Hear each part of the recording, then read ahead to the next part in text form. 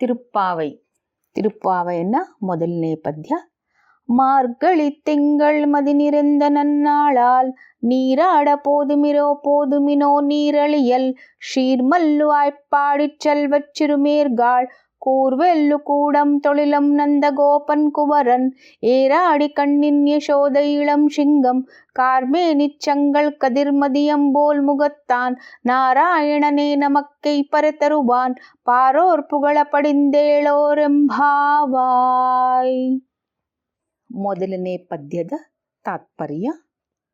ಐಶ್ವರ್ಯದಿಂದ ತುಂಬಿ ತುಳುಕುತ್ತಿರುವ ಗೋಕುಲದಲ್ಲಿ ವಾಸಿಸುತ್ತಿರುವ ಭಾಗ್ಯವತಿಯರಾದ ಯುವತಿಯರೇ, ಅಂದವಾದ ಆಭರಣಗಳನ್ನು ಧರಿಸಿರುವ ಕನ್ಯೆಯರೇ, ಧನುರ್ಮಾಸದ ಶುಕ್ಲ ಪಕ್ಷದ ಬೆಳದಿಂಗಳಿನಿಂದ ಶೋಭಿಸುತ್ತಿರುವ ಈ ಶುಭ ದಿನದಲ್ಲಿ ವ್ರತದಲ್ಲಿ ನಿರಂತರಲಾಗಲು ಮಜ್ಜನ ಮಾಡಲು ಇಚ್ಛೆ ಉಳ್ಳವರೆಲ್ಲ ಬನ್ನಿರಿ.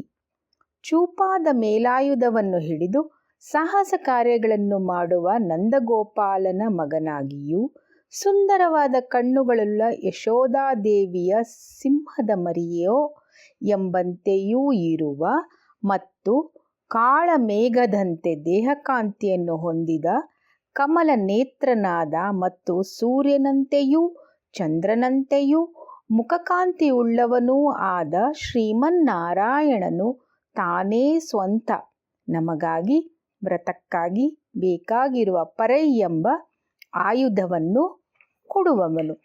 ಈ ಪದ್ಯದಲ್ಲಿ ವ್ರತವನ್ನು ಅನುಷ್ಠಿಸಲು ತಕ್ಕ ಕಾಲ, ವ್ರತವನ್ನು ಮಾಡಲು ಬೇಕಾದ ಅರ್ಹತೆ ಮತ್ತು ವ್ರತಾನುಷ್ಠಾನದಿಂದ ಲಭಿಸುವ ಫಲ ಮುಂತಾದ ವಿಚಾರಗಳು ಸೂಚಿಸಲ್ಪಟ್ಟಿರುವವು.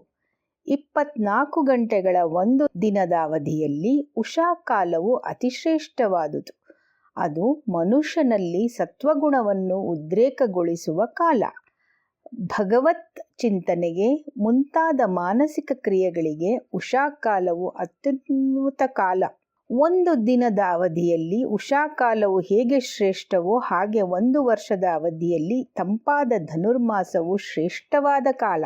ಧನುರ್ಮಾಸದಲ್ಲಿ ಬೆಳದಿಂಗಳಿನಿಂದ ಕೂಡಿದ ತಂಪಾದ ಉಷಾಕಾಲವು ಅನುಷ್ಠಾನಕ್ಕೆ ಸೂಕ್ತ ಸಮಯ. ಆದುದರಿಂದ ಗೋಪಕನ್ಯೆಯರು ಈ ಕಾಲವನ್ನು ತಮ್ಮ ವ್ರತಾನುಷ್ಠಾನಕ್ಕೆ ಗೊತ್ತುಪಡಿಸಿರುವವರು.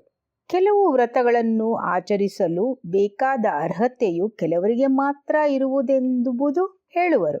ತಿರುಪ್ಪಾವೈ ಈ ವ್ರತವನ್ನು ಆಚರಿಸಲು ಬೇಕಾದ ಅರ್ಹತೆ ಮನಸ್ಸಿನ ಇಚ್ಛೆ ಎಂದು ಕರೆಯುವುದು. ಇಚ್ಛೆ ಉಳ್ಳವರೆಲ್ಲ ಬರಬಹುದು ಎಂಬ ಭಾವ. ಗೊಲ್ಲ ಬಾಲಕಿಯರಿಗೆ ವ್ರತಾನುಷ್ಠಾನಕ್ಕೆ ಬೇಕಾದ ಪರೈ ಎಂಬ ವಾದ್ಯ ವಿಶೇಷವನ್ನು ಶ್ರೀಕೃಷ್ಣನು ಕೊಡುವವನು. ಈ ಪದ್ಯದಲ್ಲಿ ನಂದಗೋಪಾಲನನ್ನು ಮಹಾಸಾಹಸಿ ಎಂದು ವರ್ಣಿಸಿರುವವಳು.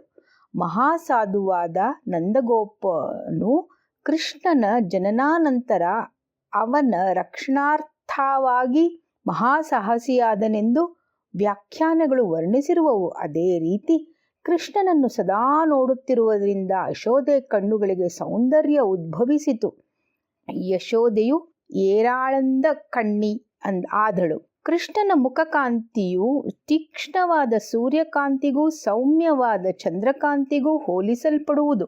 ಕೃಷ್ಣನು ತನ್ನ ವಿರೋಧಿಗಳಿಗೆ ಸೂರ್ಯನಂತೆ ಪ್ರತಾಪಶಾಲಿಯೂ ತನ್ನ ಹಿತೈಷಿಗಳಿಗೆ ಮತ್ತು ಭಕ್ತರಿಗೆ ಚಂದ್ರನಂತೆ ಆಹ್ಲಾದಕರವಾಗಿಯೂ ಕಾಣಿಸುವನು. ನೀರಾಡಲ್ ಅಥವಾ ಸ್ನಾನ ಮಾಡುವಿಕೆ ಎಂದರೆ ಭಗವಂತನ ಗುಣಗಳನ್ನು ಸ್ಮರಿಸಿ ತಲ್ಲೀನನಾಗಿ ಆನಂದಿಸುವುದು ಅಥವಾ ಭಗವಂತನ ಧ್ಯಾನದಲ್ಲಿ ಮಗ್ನವಾಗುವುದು. ಪರೈ ಶಬ್ದ ಭಗವಂತನ ಸೇವೆ ಎಂಬ ಅರ್ಥವನ್ನು ಸೂಚಿಸುತ್ತದೆ.